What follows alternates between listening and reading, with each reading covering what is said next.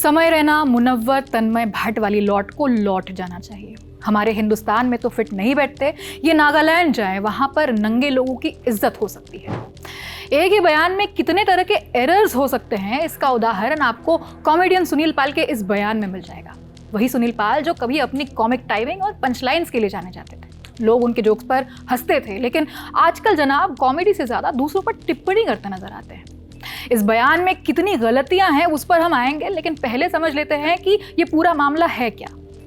हाल ही में सुनील पाल एक पॉडकास्ट में पहुंचे थे। वहां उनसे नई जनरेशन के कॉमेडियंस जैसे समय रैना, मुनव्वर फारूकी और तन्मय भट्ट के बारे में सवाल पूछा गया। अब इन कॉमेडियंस पर सुनील पाल पहले भी कई बार निशाना साध चुके हैं। उनका कहना रहा है कि ये लोग कॉमेडी के नाम पर सिर्फ गाली गलौज बेचते हैं, लेकिन इस बार मामला थोड़ा आगे निकल गया। सुनील पाल ने कहा कि इन कॉमेडियंस का समय खत्म हो चुका है और उन्हें हिंदुस्तान छोड़कर कहीं और चले जाना चाहिए। फिर उन्होंने कहा नागालैंड चले जाना चाहिए। और बात यही खत्म नहीं हुई, आगे उन्होंने कहा नागालैंड में नंगे लोगों की इज्जत होती है। अब आप सोच रहे होंगे कि इसके बाद शायद इंटरव्यूअर ने उन्हें टोका होगा, कहा होगा कि आपका बयान ज्योग्राफिकली गलत है, इनसेंसिटिव है, रेसिस्ट है। लेकिन इंटरव्यूअर का जवाब क्या था? कहा क्या आपने इन सबको नंगा कह दिया है? खैर, सोशल मीडिया पर इस बयान के बाद भारी नाराजगी देखने को मिली और इस पर रिएक्ट किया तेमजिन इन्ना आलोंग ने, जो नागालैंड सरकार में टूरिज्म और हायर एजुकेशन मिनिस्टर है। उन्होंने एक्स पर पोस्ट करते हुए लिखा, दोस्तों हम क्या नंगा घूमते हैं? यस, मैं नागा हूँ, मैं हिंदुस्तानी हूँ। सुनील पाल, आपको एक बार नागालैंड ज़रूर आना चाहिए और हमसे मिलना चाहिए। अब बात करते हैं कि आखिर इस बयान में क्या गलत है। पहला, ज्योग्राफिकल एरर। इस बयान से ऐसा इंप्रेशन जाता है जैसे नागालैंड भारत का हिस्सा नहीं है, जबकि वो भारत का एक राज्य है। दूसरा है रेशियल और एथनिकल स्टीरियोटाइपिंग। नंगे लोगों जैसे भाषा पूरे एक समुदाय और क्षेत्र को स्टीरियोटाइप करता है। ये एथनिक प्रेजुडिस की कैटेगरी में आता है। तीसरा है कल्चरल इनसेंसिटिविटी।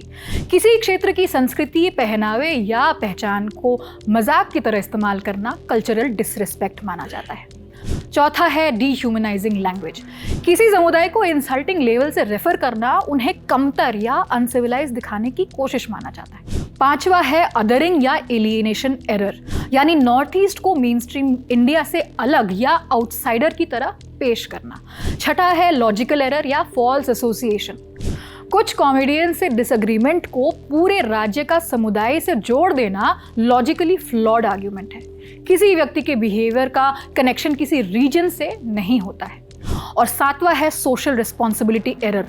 जब कोई पब्लिक फिगर ऐसा बयान देता है तो उसका असर बड़ा होता है। ऐसे स्टेटमेंट्स एग्जिस्टिंग प्रेजुडिसेस को और मजबूत करता है। सुनील पाल के इस बयान पर इंटरनेट पर भी लोगों के रिएक्शंस आए। एक यूजर ऋषभ तिवारी ने लिखा, सुनील जी एक बार नागालैंड घूम आइए, हम भी गए थे, हमें तो बहुत ही खूबसूरत जगह लगी, हवा में तीर नहीं चलाना चाहिए।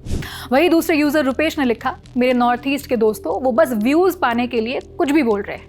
पहले वे कॉमेडी में गाली गलौज के खिलाफ थे, अब पैसे के लिए उसी चीज को गले लगा रहे हैं। आप उन्हें इग्नोर कर सकते हैं। एक और यूजर आदित्य ने लिखा, सुनील पाल सिर्फ विवादित बयान देकर चर्चा में बने रहना चाहते हैं। शायद स्टेज नहीं मिल रहा है, इसीलिए जानबूझकर किसी क्षेत्र या व्यक्ति विशेष पर टिप्पणी करके हेडलाइंस में बने रहना चाहते हैं। कुल मिलाकर यहाँ प्रॉब्लम सिर्फ एक बयान की नहीं है, प्रॉब्लम उस सोच की भी है जिसमें आज भी नॉर्थ ईस्ट को बाकी भारत से अलग समझा जाता है। और शायद यही वजह है कि आज भी देश के कई हिस्सों में नॉर्थ ईस्टर्न्स को स्टीरियोटाइप्स और भेदभाव का सामना करना पड़ता है। आपकी इस पर क्या है राय, हमें कमेंट्स में लिखिए। देखते रहिए द लल्लन टॉप। शुक्रिया।